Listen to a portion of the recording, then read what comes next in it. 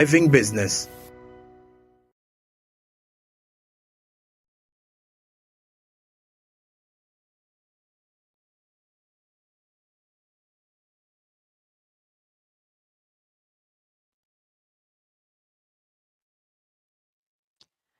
Good afternoon, ladies and gentlemen.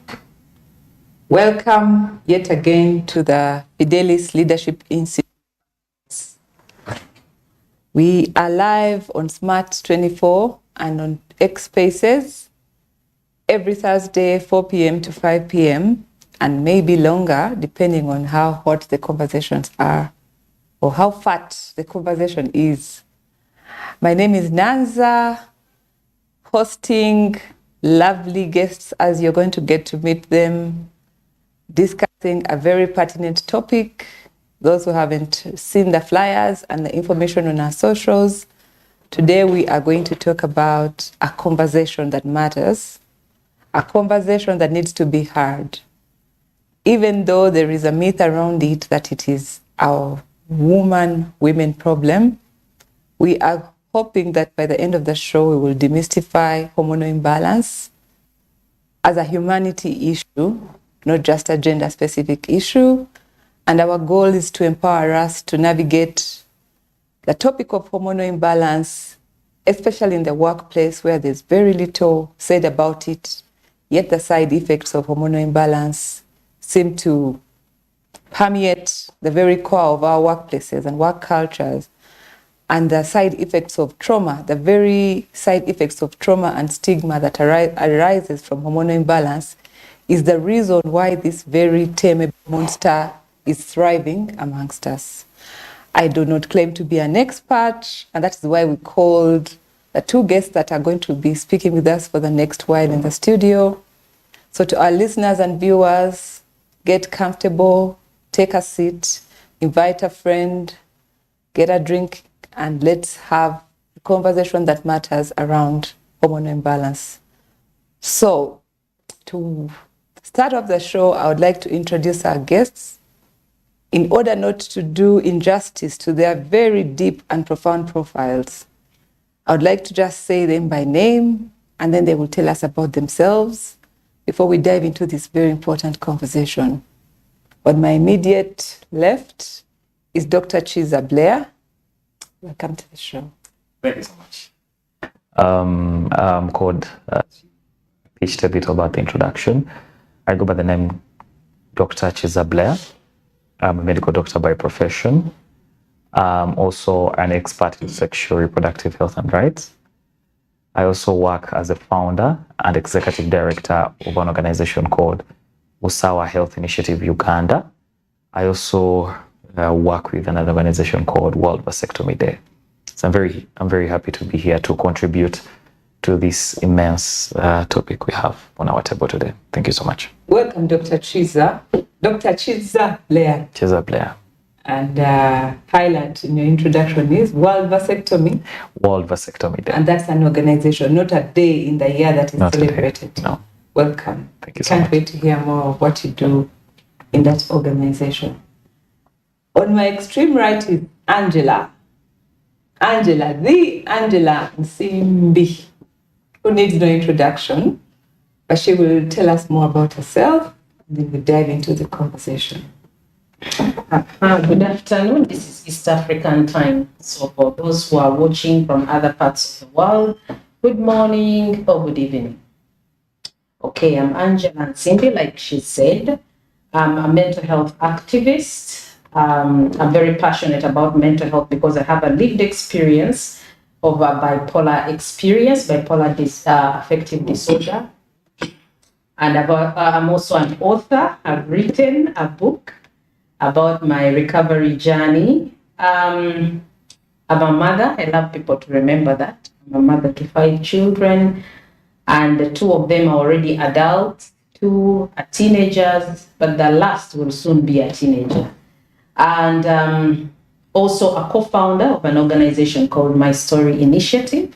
We are big on empowering people with psychosocial disabilities. I'm also a founder of a mental health program called the Heart to Heart Chat mental health program, which is under an organization which I founded called Nantamba Wellness Support, and also the initiator, in summary, the initiator of the Ketura Mental Health Awards, which is the first of its kind in Uganda. This year, we shall celebrate the 3rd edition. So, in summary, that's who I am. Wow. Thank you so much, Angela. That's a plethora of profiles, like it's a profile underneath a profile underneath a profile, but it all results in one thing, that you're an authority and a willing advocate in the space of mental health. So we believe that we will glean and learn from that depth of knowledge as we try to understand. Angela's book is called Breaking Free. It is as simple as that. And maybe to kickstart this conversation, why the title, Breaking Free? Why the title? When you have had a mental health crisis, everything in your life is under siege, if I should put it that way. So if it is your family life, it is under siege. If it is your economic empowerment, it's like everything in your life comes to a standstill. So because the book is about my recovery and what I used to recover, I call it Breaking Free because it's the chains. It's like a bondage. Everything is being broken so that I'm able to live independently, purposefully, and impactful. Thank you. We talked about everything being broken, but because we are at the start of this conversation, and the first thing we say, there are lots of myths surrounding it, Sure. We are going to go back to first principles so that our audience can get a good appreciation of the subject matter. We will start with the doctor, scientific, and all the general things that we know from a science perspective. And then we'll later join in the real life experience of Angela so that we have a good balance on authority, on what it is and what is not. But also we have already gone straight into mental health. Yet the topic was very clear. It's just hormonal imbalance. Someone out there who came in to hear hormonal imbalance must be wondering if they're on the right show or not. So I would like to ask Blair, Dr. Blair Chiza, to help us from first principles to make the connection between hormones and then we will go to the other part of the discussion.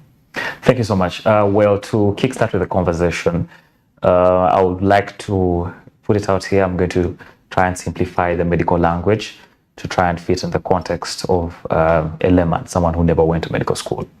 So sit tight. I hope we're going to follow together and make these tiny things make sense to us. Now, to define what a hormone is, because it's very important, because everyone can been hearing hormonal imbalance. I have a hormone that is a hormonal fluctuation. My hormones are disturbing me, and we assume it's obvious to everyone.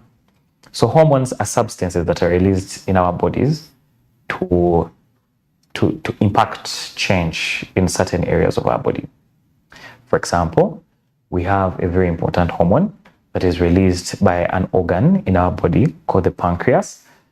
That hormone is called insulin. It's just a chemical that whenever you eat something that has sugar in it, it's supposed to come in play to make sure the sugar level doesn't go haywire. So it kind of way puts in motion cascade of events that are going to ensure that the blood sugar doesn't really go high. Now, if that hormone is absent or if it's too little in the body, that's when we say someone has diabetes. So that's an example of a chemical. Now, for this particular discussion that we're on, we are looking at hormones that affect more of our sexual, mental, and reproductive health. So the set of hormones we're going to look at are falling in those three classical divisions that I've put: the sexual, the mental, and the reproductive health. Now, it's not only females that have these hormones, even males have the hormones too. But the difference is, in contrast with men, our hormones are a bit stable. The hormones that control the sexual reproductive health functions. They don't change in a day, or they don't change as the month goes on. Our hormones are stable compared to how women are. Women's hormones change and they impact change in our body because they experience what we call a menstrual cycle. And you'll see that as women tend to hit menopause, they'll have a bit of hard time in the first few years, but then later on, they will stabilize and they will not have these fluctuations happening in their bodies because they're no longer menstruating. But as long as you're still menstruating, you'll keep having fluctuations of hormones in your body. You may not be aware, but you will have changes on your body that you can't explain. Now, for example, the important hormones that we are looking at is estrogen, progesterone. We are looking at follicle-stimulating hormone, luteinizing hormone. Basically, those four are the most important in this picture. Side of things. Yes. But you talked about two other categories. Mental and they have impact on the features that we see. Now, what happens is, as the lady is starting to menstruate, some of those hormones are on the higher end, whereas the others on the lower end. But as the cycle goes on, it kind of flips. The ones that were on the lower end become higher, the ones that were on the higher end become lower. And wherever you get such changes, there is something that happens to our physiology and our phenotype and what we see on the outside. That's why you see that most women, when they're tending towards their menstruation, they tend to get pimples. They usually get pimples because there is a very important hormone that is deficient, especially estrogen and progesterone. Each time they go on the lower end, it supports the outbreak of acne, the pimples that we see. So there is science to it. That's why if a lady tends to get a very terrible outbreak when they're tending towards their periods, if we give them a tablet that contains estrogen and progesterone, they won't get the outbreak that we see. The same thing. Estrogen is more of a feminine hormone. It controls how females behave, how they look. Each time estrogen drops in level, certain things change. Your libido changes. So the interest in sex really falls down. Each time estrogen level goes high, the interest in sex goes up. Is it a fair thing to say to people who are listening that that's a thermostat? Is it a thermometer or thermostat? Or the thermometer is what we see at the outside. If we were to use those, then a thermostat is what goes. Yeah. If you're high, it goes low. If it's low, it goes high. Yeah. So a thermostat is more of a regulator that it wants to maintain a certain level. It wants to maintain things at a certain level.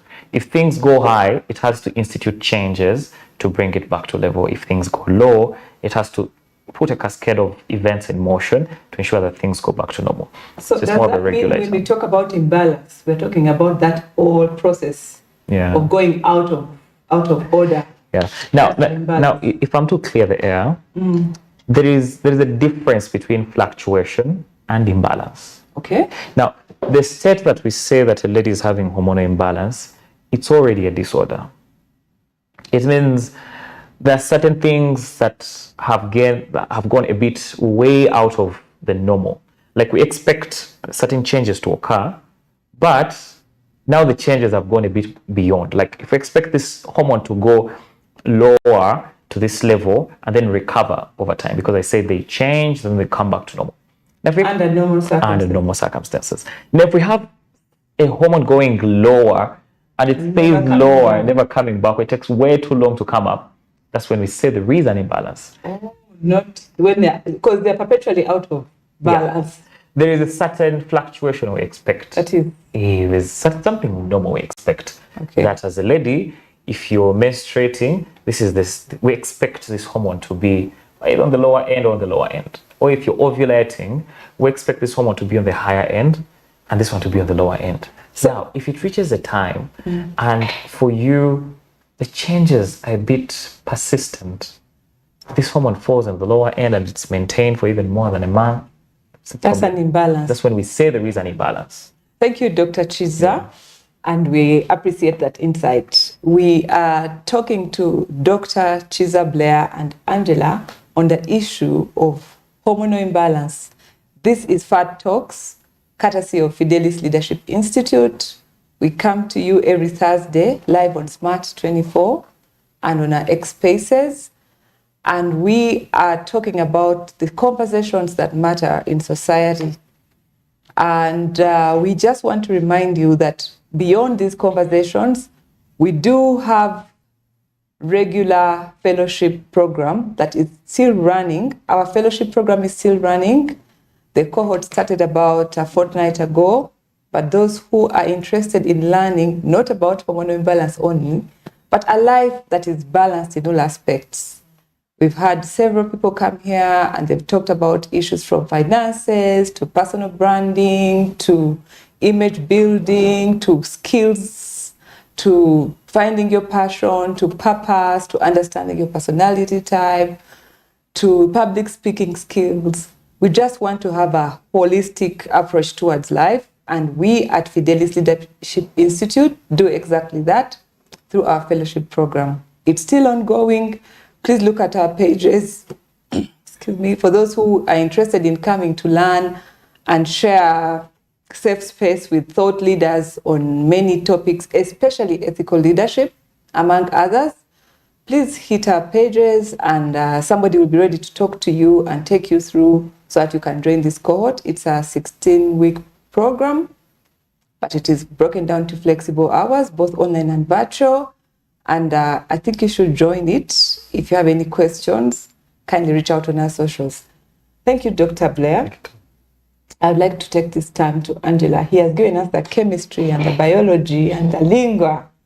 And the audience out there listening and watching is wondering if they missed their biology class, they're probably switched off. If they attended their biology class, they're having bad memories of the biology teacher. So, Angela, what has been your experience with these hormones as broken down? You said sexual, mental, and what? There were three categories. Reproduction. Sexual and reproduction are different? Yeah. There's a very big distinction between sexual. Just like doctors are really meant to confuse us. So reproduction and sexual are different. Yeah. Then he says hormonal imbalance and fluctuation are also different. Yeah. Angela, in lay terms, what has been your experience? Before she chips in. Sure, doctor. There is something important. Did you know that humans are the only species in the entire world that have sex for fun? Other creatures, they only go for sex for reproduction. That's why for us, we have a very big distinction between sexual and reproduction, because unlike other species, for us, we can have sex for fun, sex for pleasure. Is that a hormonal thing? I kind of feel like it's kind of like a separate entity from reproduction. Oh, okay. That's interesting.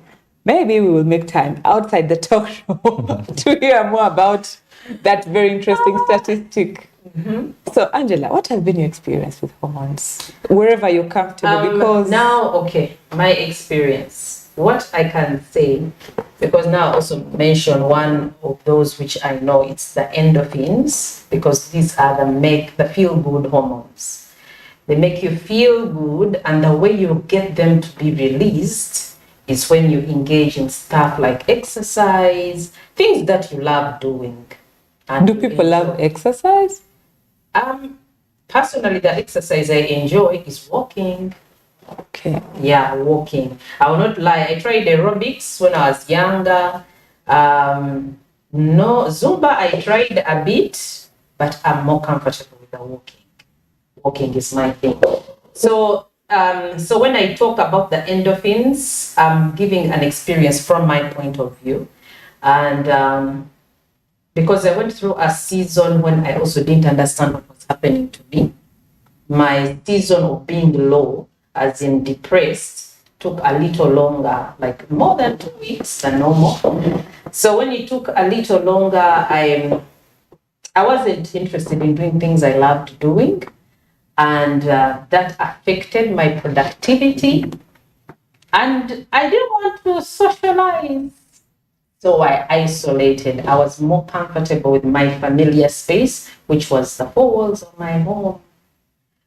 And later, of course, when I began to understand myself more, but especially after the diagnosis, because when the doctor diagnosed me and then told me what it was, and I remember it took 2 years before he explained what the issues are, but he told me when you are low, you are depressed for longer than what is normal, 2 weeks and beyond. And when you are high, you become disruptive. And so when you become disruptive, those around you are affected. That is mania. When you're being manic, the excitement is a bit above what is considered normal. Sorry to interrupt you, Angela. I think we started the story halfway. You're already into the 2-year diagnosis. Yes. And I don't know if all the listeners and viewers are very familiar with your story. So maybe we should honor you with about 5 minutes to give us a background and to also let us know if at that point you knew or you were clinically diagnosed. What we want to do is to furnish our audience with reliable information. We have a doctor on authority to dispel any myths because it's been said and it's common for people to self-diagnose or to carry even a childhood label and assume that is a diagnosis because everybody says either they've seen it happen a lot, they assume they are predisposed, so they are. And I tell you something funny is a lot of these days, young people, they're overly using the word depressed.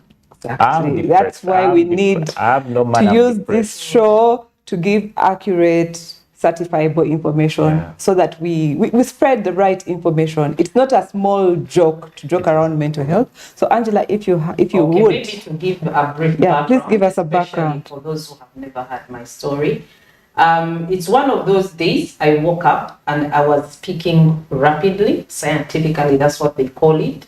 Non-stop speaking rapidly, but it was an accumulation of stress from different areas of my life, personal and work related. But really, I can't blame also too much of work because I had flexi hours. Do you have any? Do you mind sharing at what age, what life season you were in? I was in my 30s. Working, young worker. Yes, and I was working. A young worker. Yes, working as a journalist. So I was in my 30s. I had just had my last girl. That I have 4 daughters. So I just had my last baby. At the time, my daughter was 9 months. So when I got the diagnosis, I remember the doctor did not tell me what it was. I was just being given medication and I just suspected whatever they are treating seems to be top secret because everyone around me seemed uncomfortable, like they are walking around eggshells, but no one is really telling you that why. Because obviously when I had an episode at home, it was not pretty because talking rapidly, that meant my husband had to take the children away from home, but I had to remain with one of them, the young one, because I was still breastfeeding. And so fast forward, I remember it took 2 years of treatment when I was on medication. And I remember asking the doctor, because up until that point in time, he hadn't told me what he's treating. I just suspected that it was something to do with my mind. And so I asked him, what are you treating? And that's when he gave me that simple illustration of using a valley on a picture and a hill to describe the depressive episodes and to describe the manic episodes. And so when I talked about the endorphins, I was talking about what makes you feel good, because you need to learn what triggers you so that you are able to take care of yourself better. And so I gave the exercise as an example. Do what you love, but exercise was one of those things which will also help you to release that endorphin, that make the feel-good hormone. That is in my simple science way. So you think your depression, if we were to equate it to Blair's earlier discussion, you had low or an imbalance or fluctuation. First of all, thank you, Angela, for the vulnerability. Why is the conversation around mental health and hormones secretive? We have a classic case of Angela where she was taking meds for 2 years and they were not even telling her that she had a disease. Why can't we talk about it like headache, malaria, cholera, Ebola? Okay. So just to make it very much clear to be understood, there's a difference between hormones and neurotransmitters. Okay. That's another big technical word. We just hit on the floor. But if you look at your brain, there's certain substances that are meant to make certain things work. Now, in the picture of mental health, those substances are divided into two in this sense. The substances that make you feel excited, they excite your brain, they make you feel good. And then there are substances that basically make it a bit dull, the brain. Now, for people who tend to get depression, several studies have been done and they have revealed that these substances that are meant to excite the brain, that are meant to excite you and make you feel good, they have been reduced to a lower level. That's why even the treatment that we give for someone who has depression is basically to only make the substances that excite the brain to just increase on the higher level. My issue is on the disclosure. Why doesn't that conversation happen? Now, the way you do a lab test and they say you have malaria plus, why is the conversation around mental health so secretive? So now the problem is there's a lot of stigma around mental health. We have to agree to that. Each time you try to help patients or relatives make sense of the diagnosis you found in a client, they always say no. They get second opinion, third opinion, fourth opinion, fifth opinion. The patients themselves. Patients and relatives. They go to pastors. That's why most of the churches are filled with people with mental health illnesses. They go to witch doctors, spread them, see what they come up with stories, because they're trying to look for an explanation. The problem with mental health is even doctors can't give you a cause why you're having a mental health. Oh, illness. And people always ask why. Yes, you see, when you have malaria, and I do a lab test, I'll tell you that we found parasites in your blood. Then you say, I didn't sleep in my mosquito net, I was at Alumbe, and then you quickly find a reason. Yeah, the reason. We want to understand why. Now, with mental health, it just hits you. And then they tell you your child has maybe schizophrenia, maybe your child has bipolar, for the case of Angela. And then the entire time, even if you try to labor to explain to the relative and the client of what exactly is going on, they would persistently ask you that, why is it happening? Why is it happening? Why my child? Why there is no sign. So there is no safe space for both the doctors and the patients. Exactly. We will get to that in a bit, but I want to go back to Angela. Angela, were you ready to hear or have that conversation? Because unlike those who are born where you take your child and the parents in die, you are an adult of sound mind. Yeah. Were you ready, if you could go back to that time, were you ready and willing to hear and have that conversation with your medical provider? What I can say is that for the first week, I don't think I would have internalized it in the first week of treatment. However, after that week, I was very alert. I could have handled it. So would you have preferred to be told, or you would be more adherent, not having that fear of losing it? I would have preferred to be told, because that way I'm equipped on how to live better and more healthy. Yeah. So given the choice, you would have preferred? I would have preferred to be told earlier. Okay. Thank you so much, Angela, for that vulnerability. It's a delicate space to walk, and we applaud your courage and bravery. But to our listeners out there, if anyone has someone who is going through a similar issue, or you even suspect, what we are doing in this show is just to open your mind to the realities and the possibilities. We are barely scratching the surface of the facts. Angela has talked about a lot of organizations and work she does around mental health and all the issues we seem to be touching on. Dr. Chiza has the same. We will try to upload all their information on our pages. We will tag on their pages for those who are following them, so that we have this conversation continue beyond the walls of this social media. And because of the stigma, as Dr. Chiza has said, maybe someone might want to reach out privately. Yeah. Let's have the conversation, because like Angela said, had she had the option at the time of diagnosis, she would have preferred to have this conversation with a Medicare provider. Yeah. Time is never enough, and because we have committed to discussing just one segment of hormonal imbalance, to kind of bring it up and bring all these issues of stigma, of family, of faith, of African traditional beliefs, we are going to try and use a case study to get into a lab, which is the workplace. Yeah. It's a Women's Month, yes, and even when we got this topic, we took a risk and a danger that people will understand. Women's Month, hormonal imbalance, it must be menstrual. It must be only menstrual. And that is why at Fidelis we say, because we disseminate accurate info, we brought in a male, first of all, and then a male doctor, but also try to shine the light on beyond the, she's moody because she's in her pins. Yeah. She's not talking. So when you go to the workplace, Angela, you started by hinting, even in your book, that you had some stressors among many, but there was a workplace issue. Which is the egg that laid the hen in, the hen that laid the egg, in your opinion? Did work stress you so much that it caused a hormonal imbalance? Or did the hormonal imbalance affect you so much that work became stressful, in your experience? I think in my experience at the time, I got bored with work. It became routine. It became routine that I could do some of the work even when my eyes are closed. I stopped feeling challenged. And so because of what everything else that I was dealing with at that point in time in my personal life, everything just came crashing down. Like my system just couldn't handle it. It came crashing down.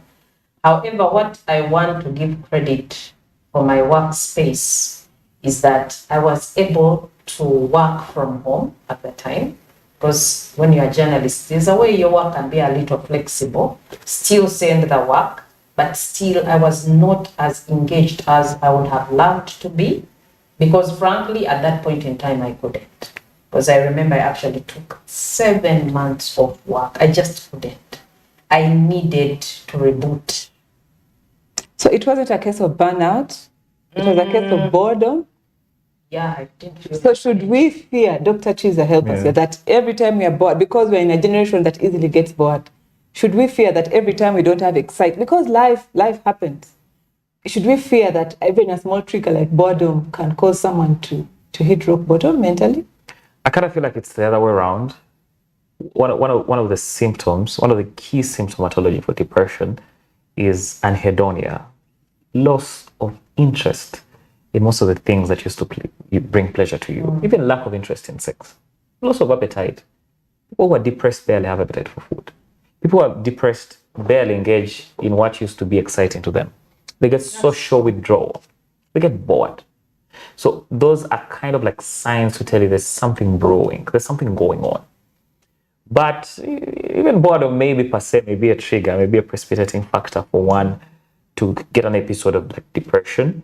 If you persistently expose yourself to things that are less pleasurable to you, or things that impact you negatively, then there can be potential triggers to you getting a depressive episode. But before I forget, from the previous topic we're talking about why is it hard for most of the doctors to open up, or why patients really find it hard or resent the diagnosis, is one, unlike other illnesses that present with medical evidence that, for example, I can do a CT scan, I can do an X-ray of the chest, I can do MRI of the brain, I can do lab tests, I can take a blood sample, urine sample, a stool sample, and then I can find or can evidently give you a diagnosis and tell you, you know what, this is what we found in the sample, or this is what the X-ray is showing. Mental illnesses, it's more of a subjective diagnosis to be given. You're going to sit with a psychiatry. They will tell you that based on the assessment or based on the story that you've told me collectively with your family. And the questionnaire, there is a paper I can give you to fill that will let me know of how your inner self is. This is what I found. Now, when you tell patients that, how they will go doctor shopping, they will go to another doctor, they will go do MRIs of the brain. There's a patient I received in Aga Khan, Nairobi, when I was still working there. He was from Rwanda. He traveled from Rwanda to come to Nairobi, Kenya. That's a fifth opinion. To get like, I think it was the 10th or something. And the brother had schizophrenia.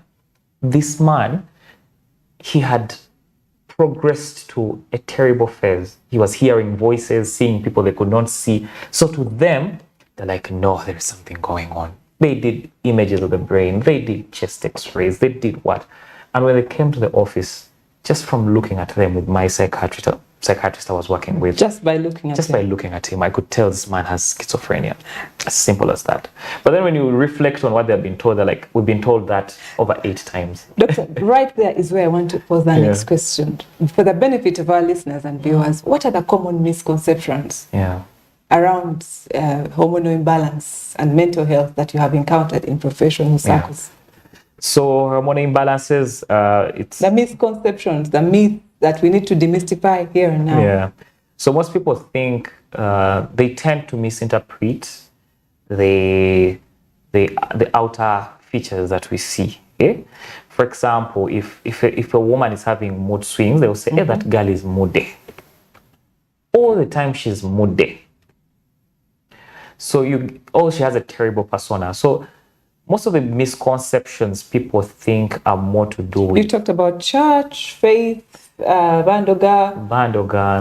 It's a common thing.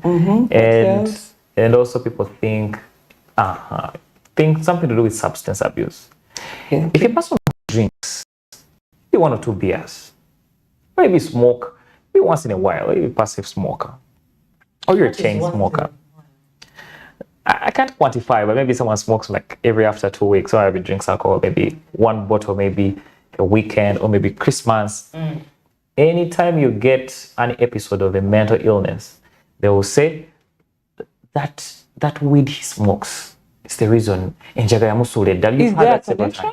Is there a connection? There is a connection. Between substance abuse and hormonal imbalance leading to mental health challenges? There is a connection between substance abuse and mental illness, because even substance abuse is a mental illness.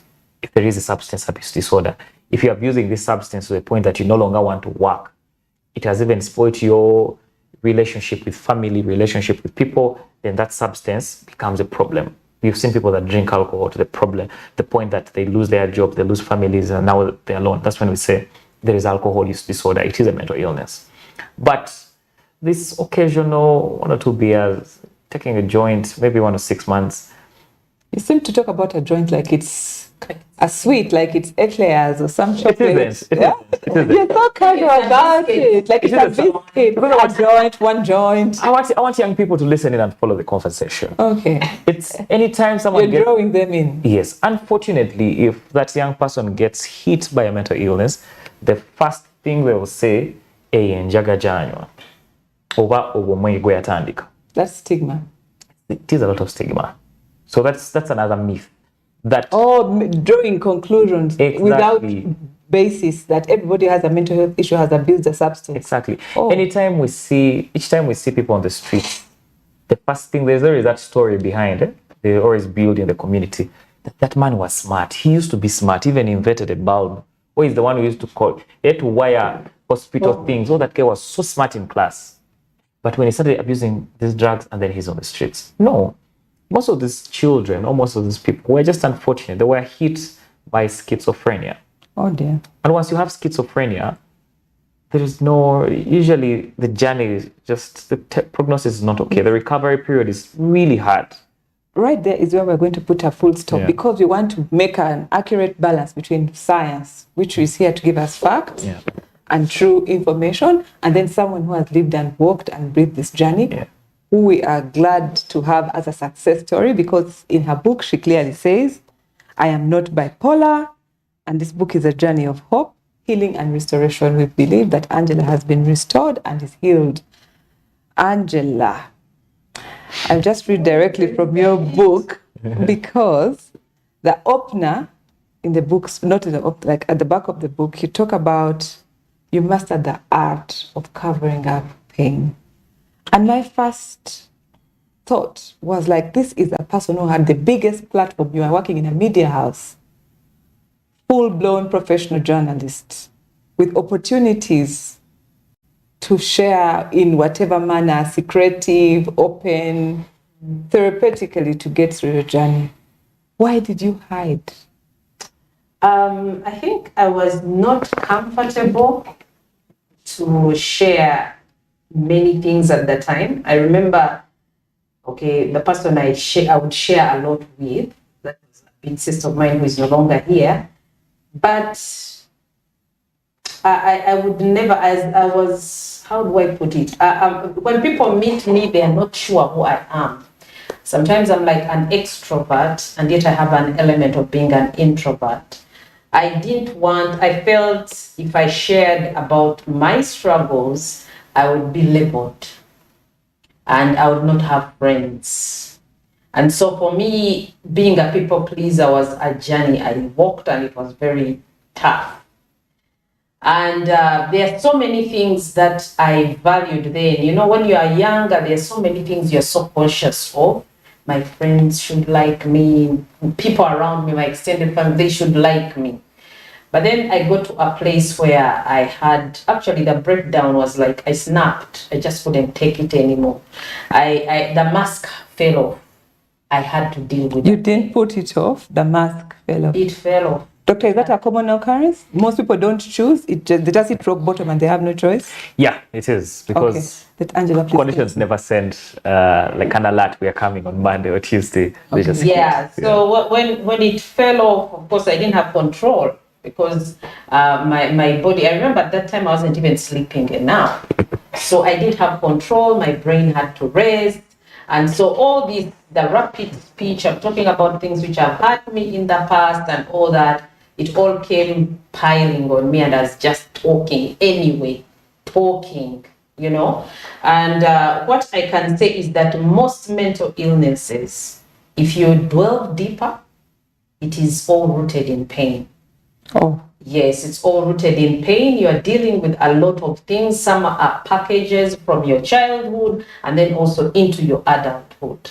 And the truth is, as Africans, we are told to shut up because you are told a good girl shuts up. And we are strong black women. Yeah, we are strong. Black don't crack. Black don't crack. Both men and women, actually. Yes. So now you are. So are you saying that those conversations, that wiring should be disbanded so that we have a fresh narrative? Kindly speak to the media and the people out there, especially that everybody is now a journalist, because as long as you have a phone and data, what at the social handle? Yeah, the social handle, doctor, he said he's a Twitter doctor or a Twitter influencer. What did you say?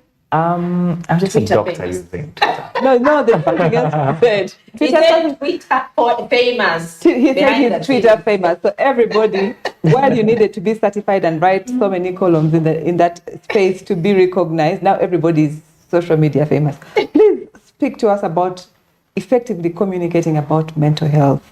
I think one of the ways we can have the media effectively communicate about mental health, it's one of these platforms, what you've just done right here. Okay. Yes, because now we are getting it out from under the carpet, right?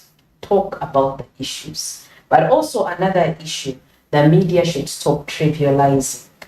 Trivializing. Yes, the mental health. Please throw more light on that. And I will explain. Like if a woman, I see that a lot, I will not mention the media houses because I have friends there. So anyway. You don't have to name names, but that's a very important point. Example. Yes, I'm giving an example. So a woman is got. Yeah, police has arrested her. Police is putting her in. Why? She has killed her child. But before you even lock up that woman, has our police been also sensitized? Because also us as media, how you're going to cover that story. Police has to be also equipped. Do they know that this person actually will need to first get a medical check? Let them be assessed first. You might be putting her in the cell, and probably she did that and she was just not all there. I'm talking to people and they tell me, there's one person I talked to, I'm giving another example. And she told me, Angela, she actually sent me a message on social media, Facebook, telling me I want to take my life. You know, and I had to fix her, schedule her for a session quickly the following day. And then we talked and she was open and she told me, Angela, by the way, I've been looking at my children and I'm saying, but why don't I kill them and I end it all? So at least the first step of safety that she took her children away and put them with her mom. That is the first step of safety. But the problem is you cannot be effective in the workplace if your personal life is in a mess. Because she has a lot of personal baggage that she's dealing with. Even men, because I'm glad he's here and he's a man, even men who are promiscuous, men who are abusing substance, they are dealing with pain. But how do you mask it? Party all night. If you're going to bar hop all night and with your friends, you are looking cool.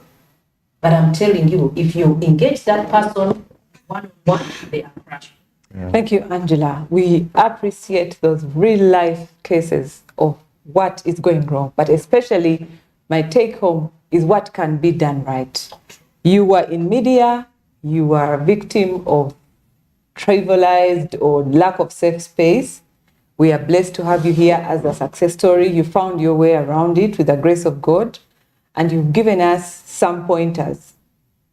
You've given a very important point on trivializing mental health, where luckily enough, Dr. Chiza talked about misconceptions, like everything that looks, quacks, walks like a duck is not necessarily a duck, especially in mental health. So our dear listeners and viewers, I hope you're empowered from understanding the chemical nature of our bodies to the real life effects of trivializing things that people are going through. We have Angela, luckily, who's still here to tell her story. We have a young doctor here, Dr. Chiza, who is helping, even at a young age that I don't want to name because he said he's Twitter famous. We don't want DMs.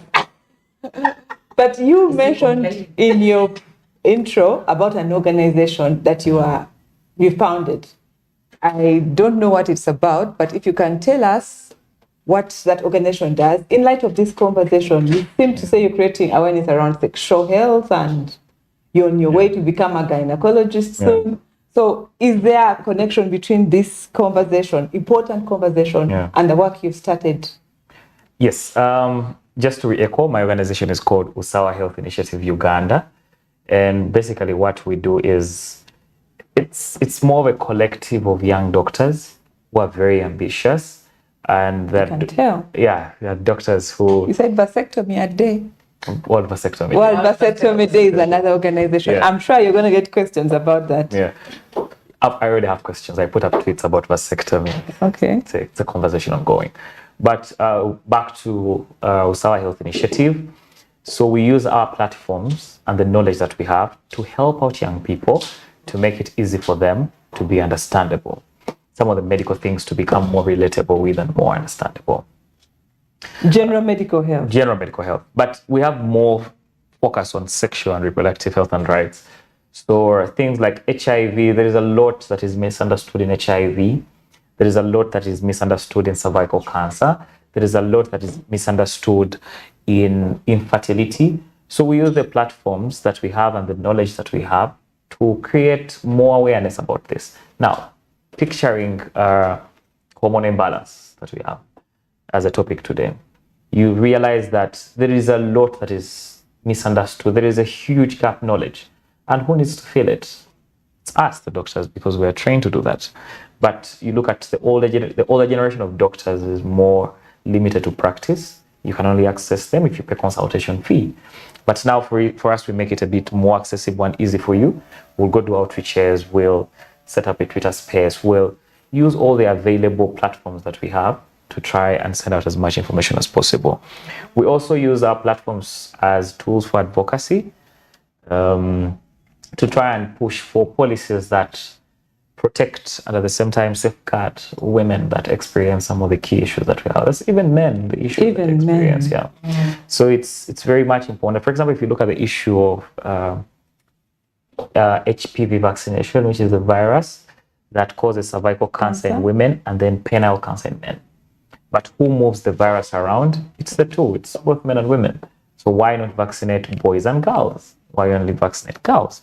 So we use these platforms to stir up conversations and at the same time, do positional papers to try and push for better policies, better guidelines that we feel on our end, definitely from consulting the population, that will create a very good level ground for both men and women to function properly.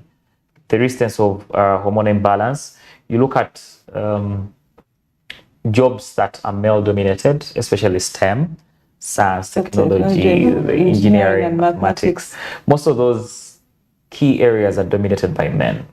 And if you find a lady has an opportunity to fit in and she experiences these fluctuations on a daily, weekly basis, and she has to execute her assessments or what she's supposed to do at the same level as men, you realize that there'll be a huge difference. If a lady is menstruating, she can't function But when her she's full ovulating, level. she overperforms. Exactly. So where are we focusing on the downside? Is the glass half full or half empty? But the man is constant. Okay. Year in, year out. Maybe That on man, my good days, I'm doing double so that on my bad days, I've already paid in advance. and if you do double, it feels different. The jury is still out there, but quickly time is going. And Yeah. I think our audience, which is mainly made of young adults, will really appreciate from your wealth of wisdom. We don't discuss your age here again because we don't want people DMing you outside professional circles, but you're quite young. I don't know if I can say Gen Z or millennial respectfully, just refer to a generational issue, because what I want to ask candidly to you, when I read your bio and work around Twitter famous, that status, I was wowed because you proudly say your age and what you have achieved at such a young age. Sadly, that's not the story for many of your contemporaries. Yeah. There seems to be an indisputable understanding that as the generations come by, they are less able to withstand the things like stress, like to think, like to work. When you go into the dating space, they say the boys are lazy, the men are not standing up. But what is common and cuts across is the understanding that your generation compared to the ones before has less spine. In the face of hormones and hormonal dynamics, fight or flight, what is happening? Why do they have more flight than fight? The reason why, when you compare... If you agree. I do agree. The reason why you look at the generation that we have today and how things used to be in the past is there's a lot of development that has gone on from, when you look at how it used to be maybe 30, 40 years ago and how it is today, it's a bit different. That men used to be judged by their physical appearance. If this is tall, energetic, has a big chest, that is a full man. And even other men used to strive to be seen as the brave ones, to be seen as the protectors. And what we're having today is we're having men who have been raised in kind of like a softer era. We have been raised in a generation of technology.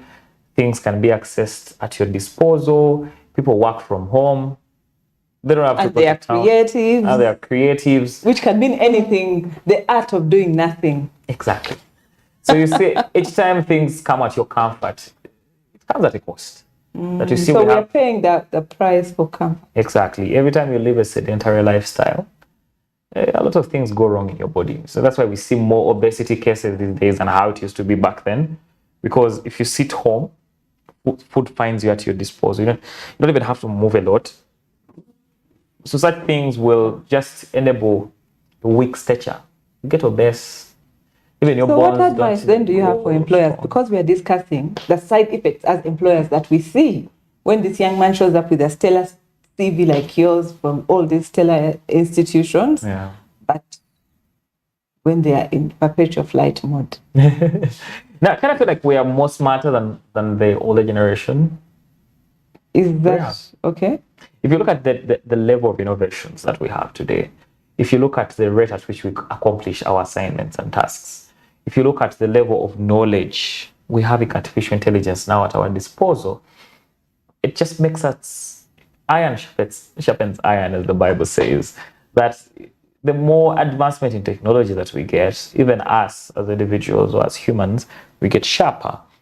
So yeah, we just have to, try to work on the healthy part of our bodies, get more engaged in exercises, be more mindful, because these days we have lots of mental illnesses. Because I said, each time you're comfortable, there's lots of things that are going on in your body internally.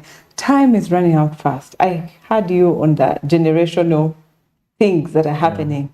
I'll go back to Angela, who has proudly declared she's a mother of 5 girls and a son. And because this conversation is not targeting male or female, from the parenting angle, and given your own experience, because what we did not confirm, and we're not at liberty to assume that if this was a congenital, meaning something you were born with, predisposed either from your judges or your relatives, or it's something that came from environmental as you grew older and worked, and we don't know, and we don't have to go there. Because, like you said, trying to understand the why sometimes is counterproductive. What conversations are you having with your children? What parenting style are you adopting? How are you empowering both the girls and the boys? We talk about things, we speak openly. I talk to them. So I don't pretend. And I also use the opportunity because I love praying as well. I'm a woman of faith. So we pray about stuff. And during that time when we pray, especially when we are together, when they are unhappy about something, they will say it. So it's like their opportunity to talk about what they are also not happy about. And maybe just also respond to what he said about the younger generation, why there is a lot of, complacency. For me, I think it's also partly, sometimes as parents, it's also a challenge being absent.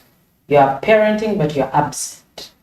And sometimes some parents have misplaced priorities, thinking if I have the money, I give you the money, but then I'm not giving you me. You get what I'm saying? So that brings a gap, and children, when you're not parented, they'll have a lot of struggle mentally, Irrespective where they have all the money. Yeah, you can have the money because there's a young man, he's a friend to my nephew. His mom is well placed, has a lot of money. Sadly, the dad passed away. So if it's anything material he has, this is a young man who can ask for a small thing and mommy can send 900,000 just like that to the young man. So his peers were like, wow, you are lucky, because their parents on the face of things. Yes. But he said, I wish you people knew that in that home, I'm there by myself. A big sister who is away is abroad. So the only people he has for company are the maid and the bodyguard. So going back to the old traditions of real parenting, not proxy, not material. No. As parents, we have to review how we are parenting our children. Yes, we need to hear our children. We need to see them. They are not invisible. We need to listen to our children, but we must parent, because many parents are even afraid to spank a child. But it is okay to spank. The child won't die. Thank you. Yes. Listeners and viewers, the conversation, the fat talk today is about hormonal imbalance in the workplace. But like we have heard the authority from the scientific side, that's Dr. Chiza Blair, and Angela, a person who has walked and breathed and walked onto the other side of mental health. It's an all-cutting issue. It knows no gender, it knows no financial level or intellect, or it's a conversation that affects all of us. And we want to encourage you as Fidelis Leadership Institute. We take leadership on many fronts, but for us to be able to give you a holistic approach to life, wherever you are placed to work and lead, in the workplace or wherever, we want you to have the best, because like Angela mentioned, she was a performing employee on paper, probably a little bit famous because of her work. I know she's more famous now, but I know she was, in her days, pre-social media days, she was a household name, but she was suffering. We want you to be whole on the inside out, and we invite you to continue this conversation with the Twitter famous Dr. Blair and Angela through her work. And please own it. Own it. And let's have the conversation so that we create a critical mass of healthy, available, and teachable people.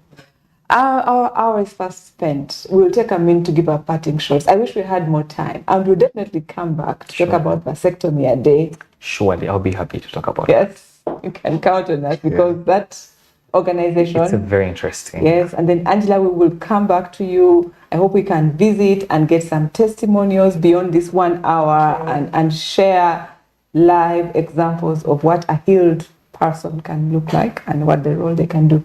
So your parting shots, Dr. Chiza. So our dear listeners, it's been a very interesting time to share knowledge with you guys. I thank the team. I thank Smart TV. I thank Fidelity Leadership Institute for this wonderful opportunity, and I urge them to please continue with such avenues where young people and even older people can learn. My parting shots will be, we need to be very keen to understand the changes that go on in our bodies. Male and females, it's very important.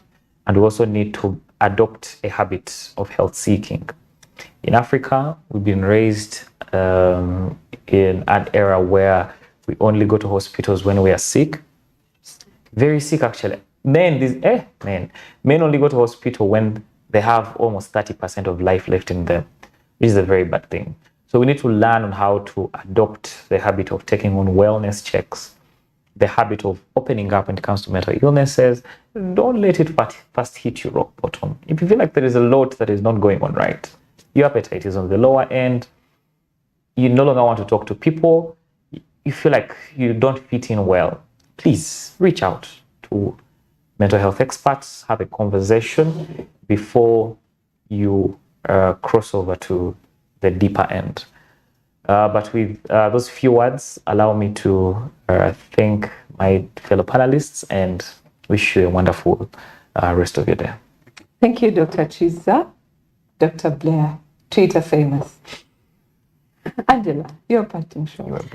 My parting shots, one, I want to talk to whoever wants to take their life, and I want to use Jeremiah 29:11. It says, "For I alone have plans to prosper you, plans not to harm you, but to prosper you and to give you a future, a hope." So this message is to help you understand that you have purpose. So don't take your life, reach out, get help. And people who are already on their recovery journeys, a shout out to you, but please don't sit on your story, share your story. By sharing your story, you're saving very many lives without knowing. Thank you so much for this time. It's been a pleasure. Thank you, Angela. And thank you, dear listeners, for tuning in faithfully every Thursday to our Fat Talks. This has been one of the insightful ones that is going to get our brains raging for a while to see how we can do better. A good starting point would be understanding from a person who has lived and breathed. Angela's book, Breaking Free, is available wherever books are sold, or she'll tell us more about it in her page. Uganda Bookshop specifically, and on Amazon. So Jumia Kenya. Jumia Kenya. Yeah, thank you. And we hope to keep the conversation running outside the TV time, keep it live. And if you have any need for space, safety to discuss mental health, hormonal imbalance, even if you're just suspecting that, based on those examples, I'm a good candidate, please reach out to us. We'll link you up with the right people and make sure that we save one life at a time and impact through our Leadership Institute. Thank you so much. You've been a great audience, and we wish you a good weekend. From the Fidelis team and our guests, have a great evening.